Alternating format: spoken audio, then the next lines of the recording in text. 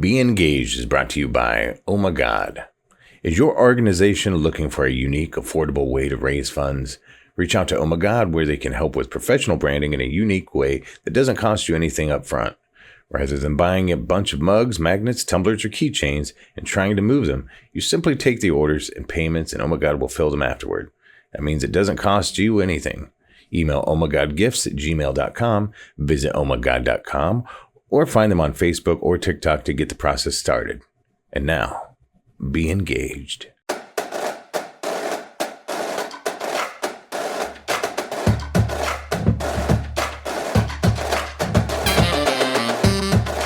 Hi, welcome to Be Engaged, a podcast where we take an informal, interesting, and informative look at local elected positions and nonprofit organizations and see how they impact our communities. I'm Cameron, your host, and I hope everybody had a happy Labor Day. I know that there were protests going on around the state, and I know that there were a lot of people gathering for their families, enjoying the day off. My guest today is going to be Chelsea McDonnel. She is the head of Civic Impact Network, and they do a lot of great things. I'm very impressed by what I was able to learn from her. They really go out of their way to listen and network and between nonprofits and the people, because I know a lot of people don't really know what is available out there in order to help. But before we get there, I'm going to talk about a few things. One is that I'm an idiot because in my interview with Chelsea, unfortunately, I somehow forgot to record the video. So there's going to be, in this video, there'll just be a blank. There'll be the title card for the podcast if you're watching this video. If you're listening on Spotify or Apple or the website, you won't be impacted at all. You'll just get to listen to my voice. Some of the other changes that I'm making to the podcast are to make a more concerted effort in how I sound. To be frank, I've taken some feedback from people, and I know that there were sounds in there that are not always pleasant. And so I'm going to make an effort to reduce them here in how I talk, but also in the post-production, so that you don't have to hear so many of the clicks or different things that I may do as in my mannerisms. Being that it is Labor Day, I think we should take a minute to talk about unions and express our appreciation for them, because without them, we wouldn't have workplace safety be what it is today, and we wouldn't have 40-hour work weeks. We wouldn't have weekends, and I really believe that they, one of their greatest contributions to society has not only been what they've done there with workplaces, but it's been in showing us the power of working together. And when we talk about these nonprofits and different organizations, I think it's important to really reflect upon that and realize just how much we need other people in order to make the impact.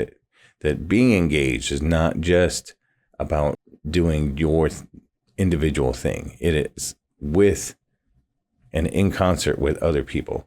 So that's the only way to make real and lasting change, is with others. And so I think that, it would be good for us to consider that, being that it has been Labor Day and we all enjoy a lot of benefits that we take for granted, thanks to unions and laborers who worked, and some of which who died in order to get these freedoms that we have in the workplace and the safety. So I think we should consider that, and I hope that you will.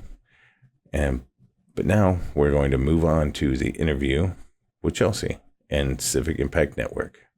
Are you in? Foister's Flowers and Gifts is your personal florist for all of life's events. They are located at 6254 West Kilgore, between Muncie and Yorktown, across from Lowry's. You can call them at 765-282-7061, or you can shop securely online at foistersflowers.com. Once again, Foister's Flowers and Gifts is your personal florist for all of life's events.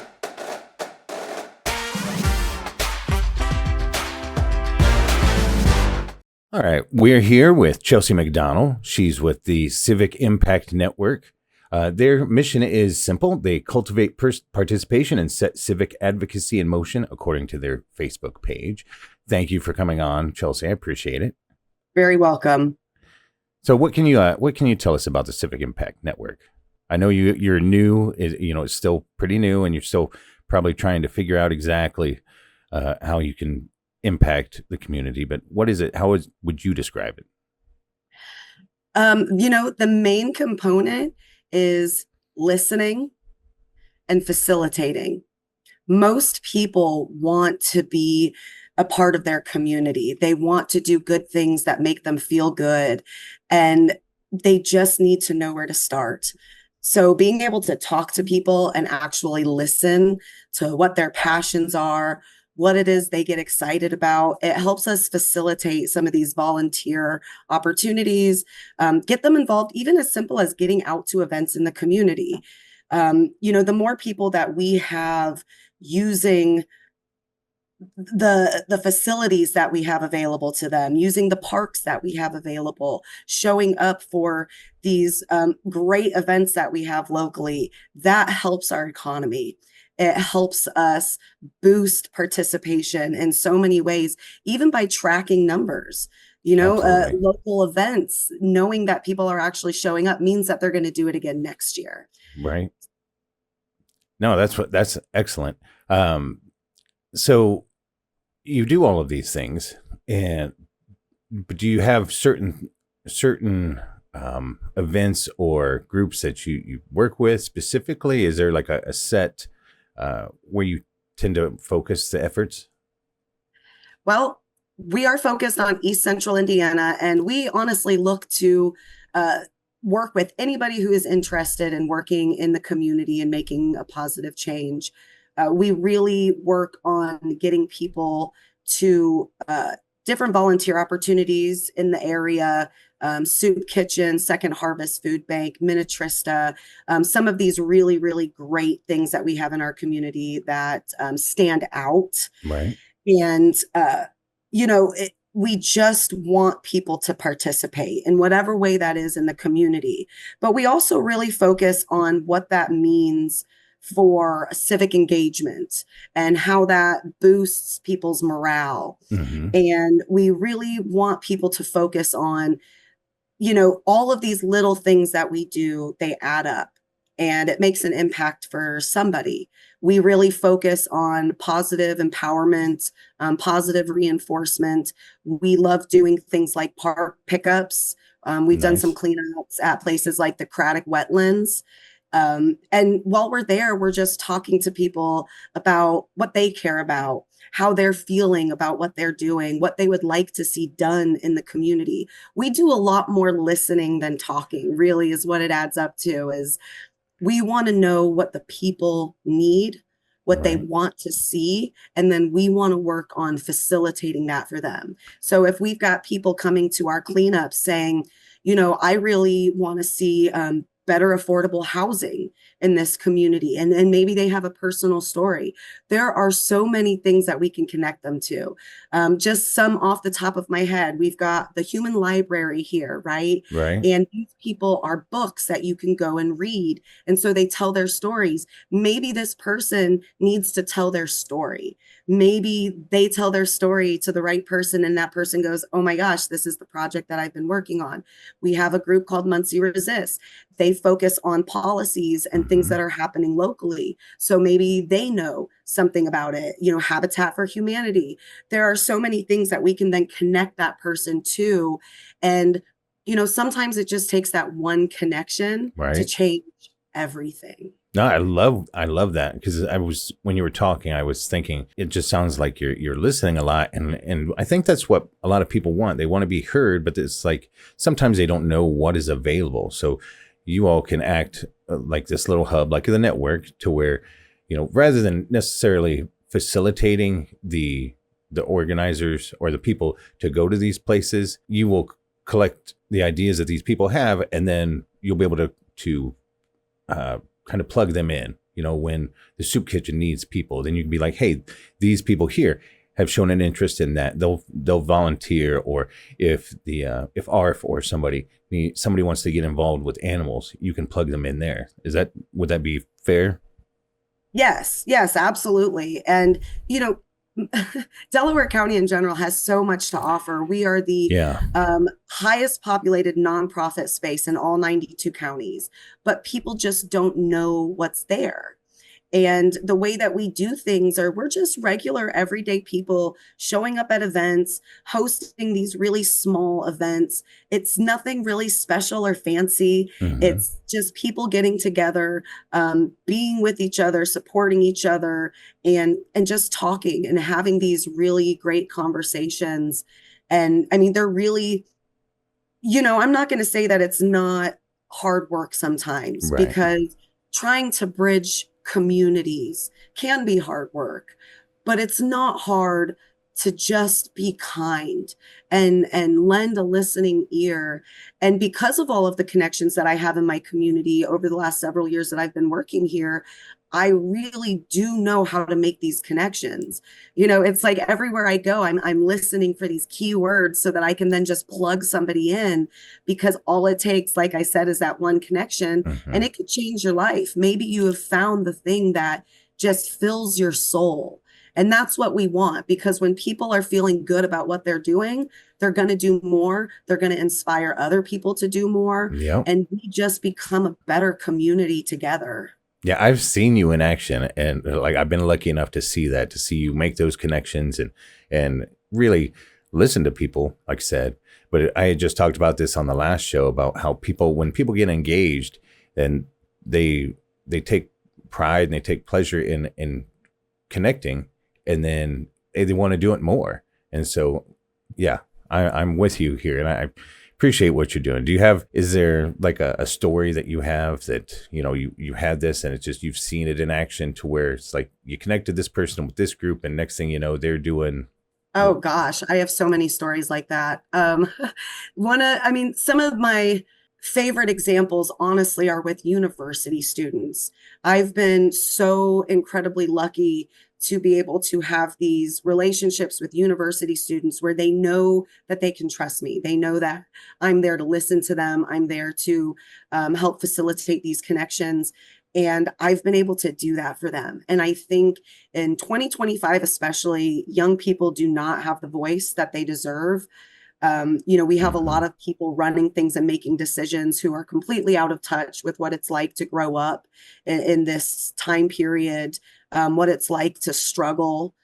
And it's been so important to me for them to get a foot in the door in these spaces where their voice belongs. Yeah. And, just off the top of my head, there was a university student that I met. I worked with an organization called Mad Voters, and I know that you're familiar with them. Hmm. And that took me all over the state. And because of how excited I would always get to share information with people, I really drew a lot of these university students in places like Bloomington and Lafayette, Right. and even here in Muncie. And I was able to connect a university student to the National Organization for Women out of the Bloomington area. That's my favorite chapter. I love the organization in general and what they do, but that Right. chapter is run by people who really know what they want to do in that community. And I was able to connect a university student to that chapter. And a year later, I got an email from them, and they were thanking me so much, and they were telling me all of the amazing things that they've now done in their life and all of their plans. And like, I'm getting goosebumps even just thinking about it. Like, it's I don't ever need people to give me those moments. They Right. don't do me that. But to get emails like that and know that the connection that I facilitated really set this person up to know what they want to do in their life, at least for now, that feels really good. And I want other people to have that feeling too. I want people to get to a place where we're not gatekeeping anything. Right. Information, knowledge, education, Hmm. love, kindness, all of this stuff should be shared with everybody. And I want everybody to get to that place where they want to share that in a way that isn't transactional. Yeah. I think that we kind of tend to lose, especially amongst generations. We all have different ideas of, we have this idea of like, well, I'd had to go through this, or, it wasn't like that when I had to do it. So it should be that way here. And I think we have to have people be understanding, like, have compassion and empathy, and realize that, especially this youngest generation, just coming out of a pandemic and the impacts that has had, and just feeling like they're not being heard. But I mean, I know there's older generations that feel like they're being pushed aside and like they don't know anything, and they want to be heard. And then our generation and everybody in between, we just have to listen, like you said. And I love what you're doing, and I love the connections you're making. Thank you. And yeah, I think a lot of people in today's world feel kind of cast aside. And I don't think that any of us with good intentions towards people mean for that to happen. Okay. I think it's just a side effect of us all, we don't know what's normal anymore. We have to create our own normal. And I think that that's a really important thing. Like, we need to change our narrative. And our normal is not everybody else's normal. Right. Yeah, exactly. And, I know that we're all playing this guessing game too. We want people to like us, right? Mm-hmm. And we question, oh my God, what did I say? Did I embarrass myself? And that's understandable. There are so many pressures on us as a society. And that's one of the reasons why these young voices are so important. We see these younger generations breaking out of these generational curses. Like, our generation, mine and yours, we broke a lot of generational curses. We really, really did. But these younger generations, they're breaking even more. I mean, they are breaking the mold. Yeah. They are not listening to these societal norms that have been pushed down our throats. Which I personally love that they're not. Yeah, I mean, and it's a beautiful thing, and we need to bring that into these spaces. And at the same time, I want stuff done right now. I want progress right now, but I understand that in every room I walk into, there are people in that room who aren't ready for the progress that I'm ready for. And so I need to be willing to meet them where they are and really take a holistic approach in helping them get to a point where they understand progress is good. Right. And fast progress means that we're going to save our futures. And, we all have to get to a point where we can talk to people about that and not just expect people to always meet us where we are. Right. Do you have so with that, do you have something that you have a go-to to kind of break that wall? Because I'm sure you get people that they already have this idea of what your position is going to be, and they're already bracing for it. So is there an approach that you take that kind of seems to break through and soften them up a little bit? Honestly, so for me, I'm really, really good at reading people. And this is something, it doesn't always come out of a good place. Sometimes it comes out of a place of trauma, having to know who safe people are and read rooms. Mm-hmm. And that is kind of the case for me, but I take it as kind of a blessing, because my ability to read people and see where they're comfortable and where they're uncomfortable allows me to kind of pull things out of them and help them get to talking. And so I go into all of these situations talking to people. My main thing is that people know that I'm coming from a place of love. I don't have any reason to hate you. I don't have any reason to disagree with you on anything off the bat, because I don't understand how you got there. Right. And so when I'm talking to people, especially in situations where like maybe I just don't know the situation at all, right? Like I'm going to an event for, let's say, one of the soup kitchens fundraisers, and I like to just talk to people. So I'm going to go around, I'm going to say hi, I'm going to introduce myself. And more than anything, I'm just going to ask people what brought them. What brought you here? Right. Because where you can go from there is literally anywhere. Yeah. And you just keep asking questions and listening. And then you look, you're not looking to answer. I know a lot of people, they listen and they're just looking to answer. Listen And the things that stick out to you will stick with you if you're not sitting there thinking of all the answers you want to give, all Right. the reactions you want to give. You're going to learn about the person that you're talking to, and your conversation is going to flow naturally and authentically. You just have to be willing to zip your lips a little bit sometimes, because people will give you an in. I honestly, there have not been very many situations where I've talked to people and just asked them simple questions and just listened to where they Hmm. haven't been willing to share.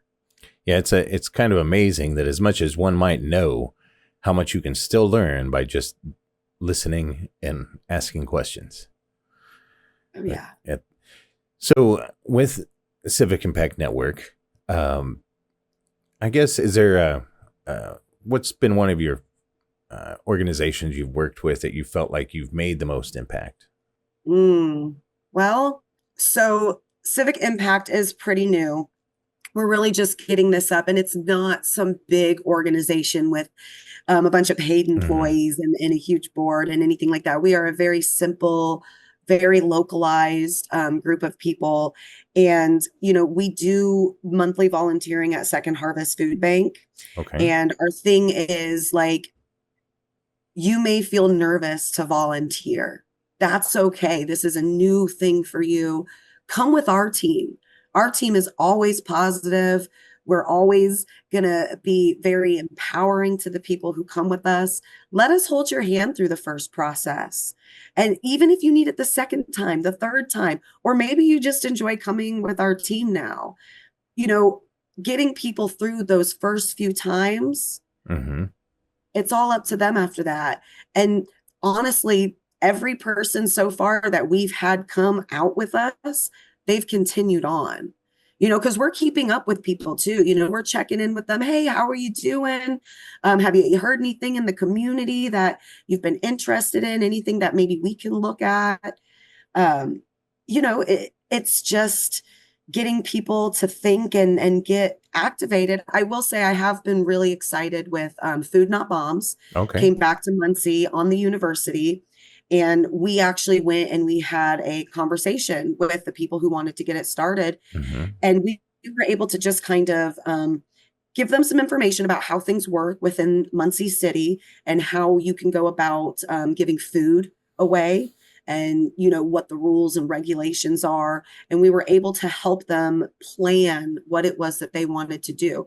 How can they get food to the community right now while they're building on this platform, and while they're working towards being able to prepare and hand out food? Because it's not as easy as just coming here to the city and just handing out food at the park. Our health department can come and shut you down any second. Yeah. And, there are reasons for that.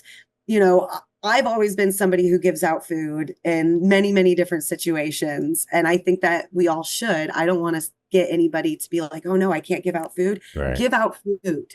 Give out food. They're not going to come and arrest you for feeding people. Well, I think I did see a story here recently. I wish I knew the details of it, but that somebody got in trouble. Now, I'm not saying they got arrested necessarily, but they got in trouble for putting out food for whatever reason. But I mean, there's a reason to have those resources to kind of know what is it that we can put out, what is it we can tell people, and how to operate this so that we don't get shut down. Because at the end of the day, what you want to have happen and what we all want to have happen is to help people. Yeah, 100%. And when it comes to that prepared food, it's just, there are certain standards that have to be followed so that we don't get people sick. Right. So, if you want to go and hand out bags of chips and things like that, I encourage you to do so. But when it comes to prepared food, there is a way that you have to go about it legally to make sure that not only you're within legal, Right. confines of the law, but you're also not getting people sick. And we were able to get them going. And, these are young people. They're on Ball State University's campus. They're doing things over there in the village. I'm so proud of them. And I'm really proud that we were able to be a part of those first couple meetings in supporting them and giving them that positive reinforcement that I think everybody needs, Yeah. honestly. Well, you talked about how people come out and help.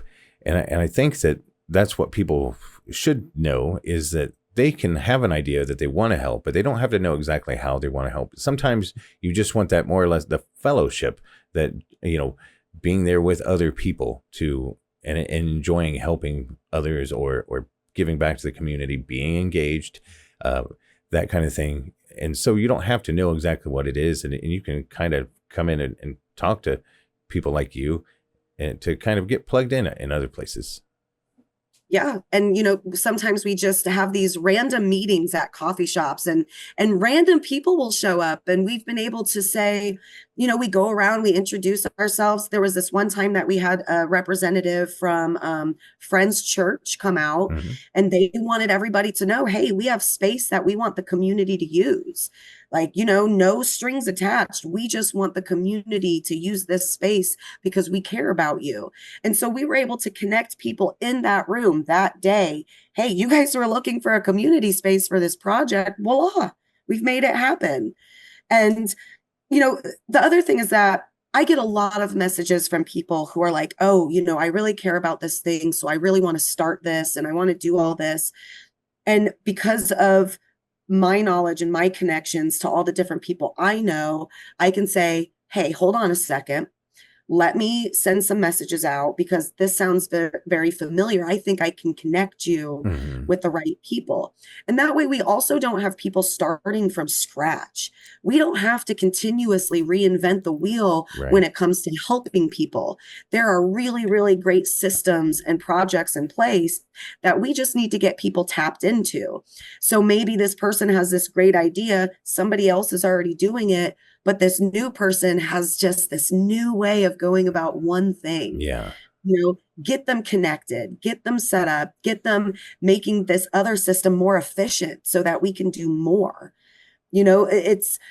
I know you can say too many cooks in the kitchen, but when it comes to progress, there really can't be too many people chugging along with you making progress. Right. You just have to go about it in the right way. Well, and I think that touches on a valid concern that some people have had, which is that you've pointed out that we have so many groups in Muncie, Delaware County, that people have expressed some concerns over that we're almost siloing too much. We have too many groups, like overlapping and doing too much instead of consolidating. That I think that a program like yours can really help guide that, because instead of somebody being like, I don't see this being done, I'm going to start my own group, which then competes for resources or money or people in order to get what they want done. There's something already going on that maybe they didn't know about, that you can help plug them into. And so, yeah. And then they can do more. And yes, exactly. And the resources part of that is a really big part, especially in 2025, when economically we are in such a weird time. We don't know exactly what's going to happen. So a lot of those resources have been cut, not just because regular everyday people are afraid to put their money out there, but federal funding has been cut. Yes. Grants are disappearing. It's dog eat dog out here when it comes to getting funding for projects and for organizational, missions. Yeah. So it's really important that we're connecting people where they need to be, because we're also asking people not just for their treasure, right? But we're asking for their time and their talents as well. And so making sure that the right people are working on the right projects. I mean, it's just having the right people means everything. You can really get much further when you're making those connections. And that goes along with what I said earlier about us not gatekeeping. Right. If we're going to be sending these people to you who have passion, who have talent, who have time, you need to be willing to bring them into it and let them be a part of it, and not hold people at a distance and want to be in control of everything. And that's something that we see a lot when it comes to like organizations. Yeah. I mean, even like political parties and things like that, we see a lot of gatekeeping. We see a lot of wanting to control everything. And wanting to control everything has really gotten us to where we are. Right. And we can't have that anymore. We have to open the doors to new voices and try new things. Otherwise, we're right back in that silo, right? Yeah. It's just this vicious cycle of us being in this silo of voices, of projects, of control. We need to just bust it all open. And on that, like I give a lot of thought to this kind of stuff to, with the control. And I do feel like people on both sides of the, they have this ego about them. And, some people are like, oh, I should be able to step in and do this stuff right away because I have these talents, and there's validity there, and people should see that. At the same time, they have to temper their expectations of what they're going to be able to do. But those in charge should be tempering their own ego to be like, hey, look, maybe my way isn't the only way to do it, but at least the way I've kind of started thinking about things is that I feel like it's not necessarily control, though there is quite a bit of that. I think that we struggle to trust each other. We trust that, so-and-so is going to get this done. It's just easier if I do it. It's, or it's, I don't trust them to look out for me. I have to do my own thing. And so I think, just as people in society, to inject all this, I think we have to be mindful of those things, at the tops and at the bottoms, wherever, and go where we can, go where we're needed. So it's yeah.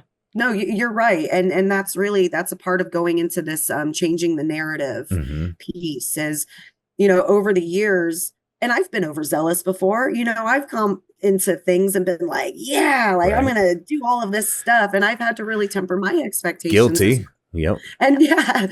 So, over the years, I've really come to find that, find your footing and be straightforward.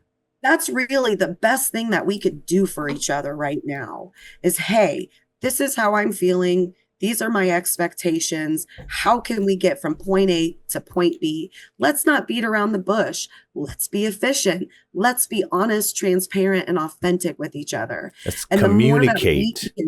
Yes. And the more that we can build that up in ourselves, we pull that out in other people.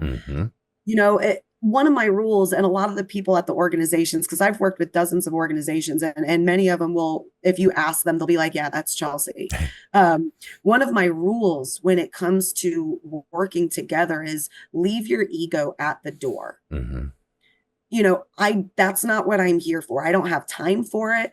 Nobody in this room has time to deal with somebody else's ego. Right. We are here to make something happen. I am solution oriented. And I think the more we are just straightforward, the better we can honest. be. Yep. And I know that makes some people nervous. I have anxiety too. I get a lot of people who are like, man, you're so good at speaking, or you're so good at this. I'm usually folding a dollar bill up in my pocket until it's pretty much nothing. By the time I'm done with it, it feels more like a piece of fabric. And it's because I have anxiety too. But I have come to terms with the fact that if I don't use my voice, I've lost my voice. My voice no longer matters because it is not being used. And so I refuse to let that be my life. And we all have to, I think, come to those decisions of, I am valuable. I do have something to offer, but I also need to make sure that I am working with people and not working against people or over people. Right. That's awesome. So in order to do that, in order to keep working with people and the Civic Impact Network, so how can the community help us? Like, what are you looking for as far as what is the goal of Civic Impact Network? Do you want these organizations to come to you and kind of figure out a way to connect, or are you working to connect with them? I'm sure you're working to connect with them, but it's like, it would be easier if they kind of reached out as well to just kind of be like, here's what we need, here's what we're looking for. And is there, what kind of things are you planning to do, going forward? I don't know if you're planning like a website to kind of list all these things, but can you tell us about that? Honestly, we have no expectations of others. What we do is we are a part of this community, and we just want to talk and listen. That, we're already aware of a lot of the organizations around here, and we are Hmm. open to learning about every single one, every group. We want to know about you. Talk to us, send us a message. We want to be able, when we're out in the communities talking to people, I want to be able to go, I know just the person you need to talk to. Right. I know just the organization you need to get in contact with. And that's what we're doing. Like, we don't require a lot of money. We get donations from people, and maybe every once in a while we might write a grant if we want to do something very specific, Hmm. like having maybe a community block party where we're working with other organizations that do things for kids, or we are the facilitators of things. We just want people to know what we know so that they can do better for themselves and for their community. And so, I mean, really, our plans moving forward are to continue being active in our communities, Hmm. to continue facilitating connections with the people we're meeting in our communities, and to ultimately just be this positive force where people are like, you know, we want people to go like, oh my gosh, I know who you should talk to. Contact Sin. They know who you should Right. talk to. And that way it's like, not everybody in the city has to know everything we know. Our team has a lot of different things going on. So let us be the ones in the know, and then we'll connect you to the ones you need to know. It's really that simple. It's a very no fuss organization. We just want to spread positivity. And, sometimes you might just catch us literally at the park blowing bubbles. That's I mean, cool. blowing bubbles and handing out cold water to people on the trail. We just want people to feel good. We want them to feel seen. We want them to know that there is an organization in this community that if you want to make positive change, Hmm. we have your back. We'll show up. You want to go to city council with a proposal to do something like to plant 50 trees in a park? You let us know. You let us know, and we'll send our emails out to our supporters, to our followers, and say, hey, this is what's happening. We need you to show up at city council at this day, at this time. And we're going to all show up in a shirt that says save the trees. It's people power. That's really what we Right. want people to know, is that we, the people, have the power. And if we show up together, we make a bigger difference. Absolutely. Absolutely. Because like I've said before, we make more of an impact when it's more than just one individual. When we work together, yeah. Yeah. And, I do kind of want to put a shout out to the Black Panther Party, Hmm. because the Black Panther Party is actually, that has been such an inspiring thing for me in my life. These are people who, when their communities needed them, they showed up, and they continue to this day. I've stood with the Black Panther Party in multiple situations, even in our state. And it's just such an inspiring thing to come out of such a dark Hmm. period of our history. And so, for me, that's that idea, is that we together are a community that shows up for the Yeah. community at large. Because that was about the And community. It wasn't about political parties or trying to do right. anything more than just impact the community and keep things safe. Yeah. Yeah. Somebody needed somebody to walk them home. They're there. Somebody needs help serving food. Hmm. They're there. They want police body cam footage released. They are there. And that's what we need. We need communities within communities being a part of the community. Yeah. It's really a beautiful thing. But I did want to kind of put that shout out there that, this is where I pull inspiration from, is these community members. That community has been everything to them. Absolutely. Now, you referred to Community Impact Network as sin before. Have you made any kind of jokes or had anybody make any comments about how sinning is good now, or like a bunch of sinners? Or Yes, actually, yeah, that was something we were talking about, maybe having a t-shirt uh, about, but we were like, don't, maybe not enough people would get the joke. So, but yeah, Fair. Yeah. in our group, it is something, we'll show up to something and we're like, we're here to sin, and it's a fun thing. Well, thank you so much for being here and joining me here today, Chelsea. So before we go, though, how can people get in touch with you? How can what would be the best way for them to get in touch with SIN, with Civic Impact Network? So we're on Facebook. That is a really great way to get a hold of us. It's a very localized approach, but you can also email us at civicimpactnetwork@gmail.com. Okay. We just want to hear from you. We want to know how you're feeling in the community, what you want to see, because maybe you tell us, hey, this is something that's really important to me, and we can connect you with somebody who's already working on it. Or maybe we already have it in our community and you just don't know. That seems to be the case. I'm always the person saying, oh, but we have this. Right. And so, just take a chance, reach out, see what you find out, because we're going to share it all with you. Awesome. Thank you so much, Chelsea. I really appreciate you. Thank you for what you're doing and what the organization is doing. I know it's going to continue to grow. So I appreciate you. Thank you so much. Thank you for having me, Cam. All right. That'll do for another episode of Be Engaged. I'd like to thank our guest, Chelsea, with Civic Impact Network. She was wonderful to talk to. I hope you found it entertaining and informative. And I hope you'll see us next week for another episode of Be Engaged. Are you in?